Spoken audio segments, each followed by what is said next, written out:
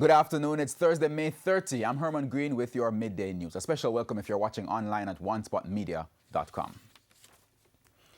Despite assurances from the National Security Minister, Dr. Horace Chang, that everything will be done to restore trust in the police and to equip the force with the tools to fight crime, there is skepticism in some corners. Security expert Robert Finzi-Smith says he hopes that it's not just more talk.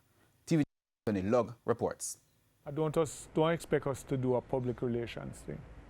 I don't expect us to say we are doing this and we're going to do that. 'Cause you're telling the criminals.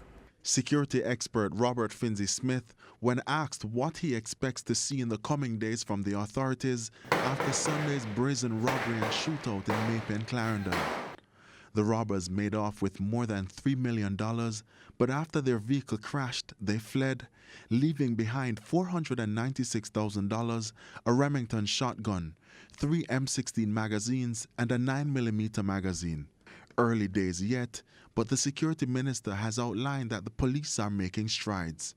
Rocked by Sunday's attack, there's tension in the area, but Mr. Finzi-Smith believes this stage of the investigation is critical. Start going back through footage that may be in the area at, in Maypen and thing and see what you can pick up.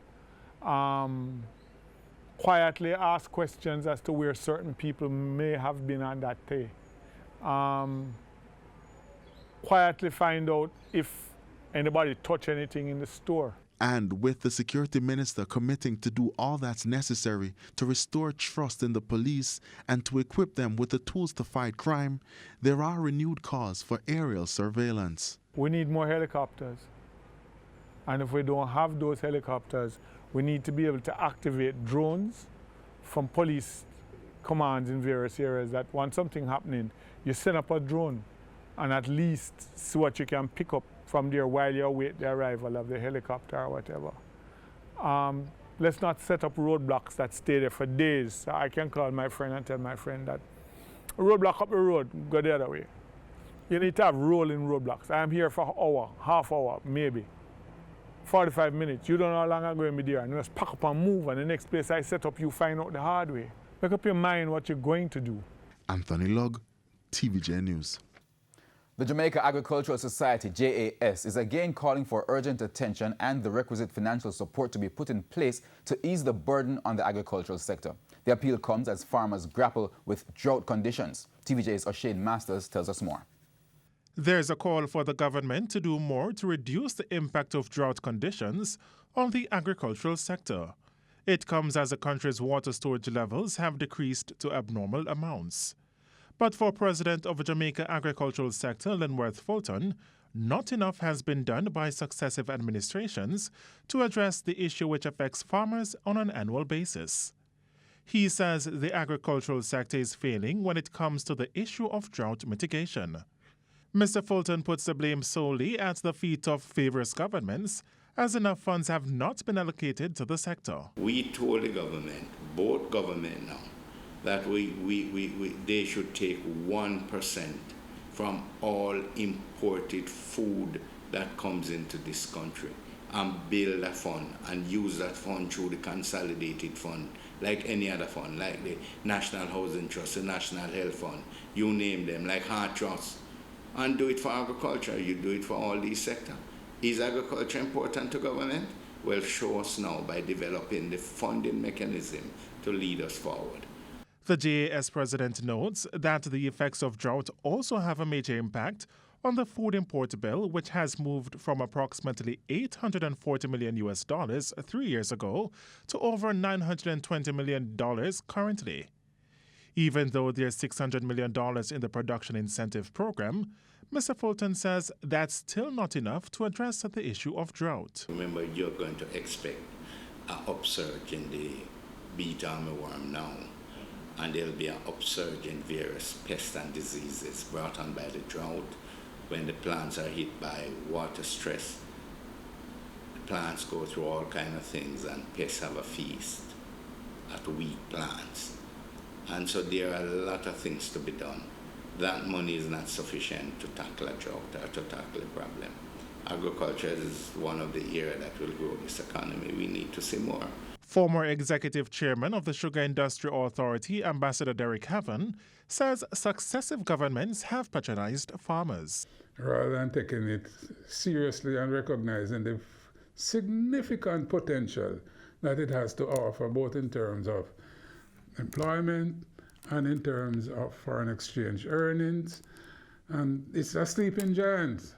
And every now and then you tinker around with something to get it going, but it is not at a sustained level. In the meantime, to deal with the persistent drought problems, this recommendation from the JAS president. Now, from the government standpoint and from the National Irrigation Commission standpoint, they need to continue the exploration for new sources of water. Both men were speaking on JNN's agricultural program Groundings on Sunday. O'Shane Masters, TVJ News. There have been 176 road fatalities since the start of the year. That's 30 more when compared to the same period last year. Of all groups of road users, motorcyclists recorded the most fatalities. Previously, pedestrians saw the highest number of deaths. Vice Chairman of the National Road Safety Council, NRSC, Dr. Lucian Jones, says one of the issues that contributes to the increase is that many motorcyclists are still not wearing helmets.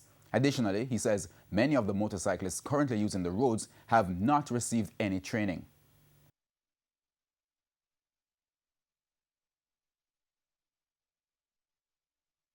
These guys are not wearing helmets. So we launched a public education campaign recently. We hope people are listening. But we are appealing to all those who have influence on these bikers. If they can really, because that's a problem. They're not wearing helmets and they are not properly trained. So they are dying off, and it's a major problem for the country. Dr. Jones pointed out that a law had been tabled in Parliament to address the issues with motorcyclists. However, it still has not been put into effect. There's a new provision now in the Road Traffic Act, which was passed in December. It's not yet enforced. We are hoping that as soon as possible.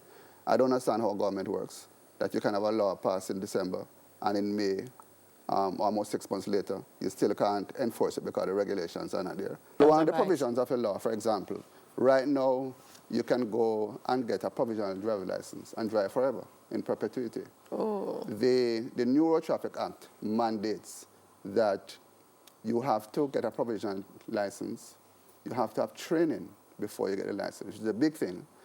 And then between the provisional license and your regular license or your permanent license, there's a time period, like about 6 months. So you have to, within a 6 month, go for your license.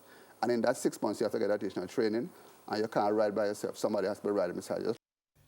The NRSC is again pleading with motorcyclists to drive safely. Dr. Jones was speaking on TVJ Smile Jamaica this morning.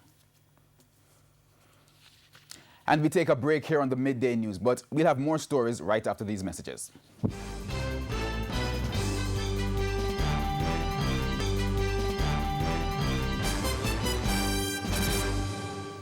Welcome back, continuing the news.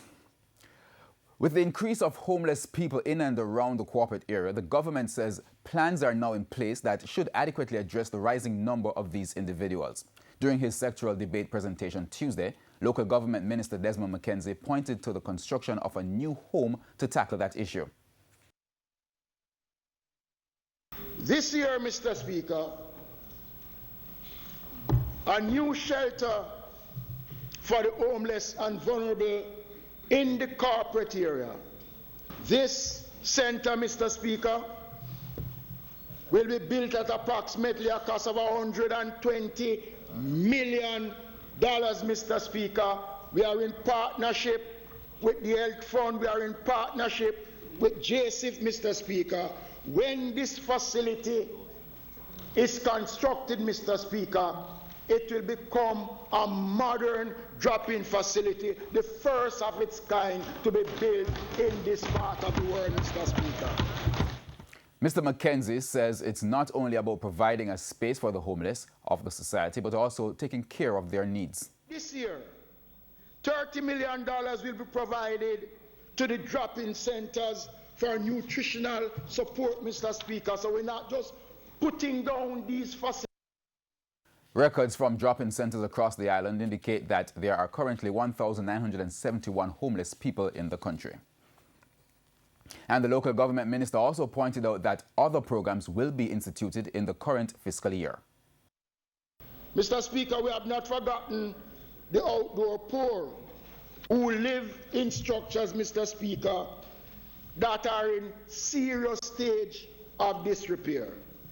This year, Mr. Speaker, we'll be introducing in this financial year a special program valued at $20 million designed to implement repair to houses of registered outdoor poor right across the country, Mr. Speaker. We go down to news overseas as Julian Assange was too ill to appear via video link at a court hearing in London on Thursday. This comes after WikiLeaks expressed grave concerns about the health of its founder and said he had been moved to the medical ward of his prison. Assange had been expected to participate in the hearing at Westminster Magistrates Court via video link, but was instead represented solely by his solicitor, who told the chief magistrate his client was not very well. Now, the hearing on an extradition request from the United States over a computer hacking conspiracy charge was adjourned until June 12 and could next take place in Belmarsh Prison, where the publisher is being detained. A man-of-the-match performance from all-rounder Ben Stokes led England to a comfortable 104-run win over South Africa in the opening game of the ICC 50-over World Cup at the Oval. Stokes first top scored with 89 in England's score of 311 for 8, batting first. Now, Stokes was one of 4 batsmen to get half-centuries after Johnny Bairstow was dismissed off the second delivery of the day. Eoin Morgan was the second highest scorer with 57, while Jason Roy got 54 and Joe Root 51. Lungi Ngidi bagged 3 for 66, while Imran Tahir and Kagiso Rabada had 2 wickets each. In reply, South Africa was bowled out for 207 in 39.5 overs. Quinton de Nock, 68, and Rassie van der Dussen, 50, were the top scorers. Stokes ended with 2 for 12 with the ball to go along with a run out and arguably the best catch in the World Cup history. Liam Plunkett also had 2 for 37, while Barbadian-born fast bowler he had 3 for 27. Now the West Indies will play Pakistan in Game 2 of the tournament on Friday. National record holder Frederick Dakers leads a list of 4 Jamaicans set to compete at the Stockholm Diamond League meet in Sweden today. He will be in the men's discus throw, while double Olympic gold medalist Elaine Thompson and Commonwealth bronze medalist Natoya Gould are set to run the 200 and 800 meters respectively. The other Jamaican competitor will be the ever-improving Tajay Gale, who will take part in the men's long jump. And that wraps up the Midday News. I'm Herman Green. Please join us at 7 for the Primetime News Package. On behalf of the News, Sports and Production teams, good afternoon.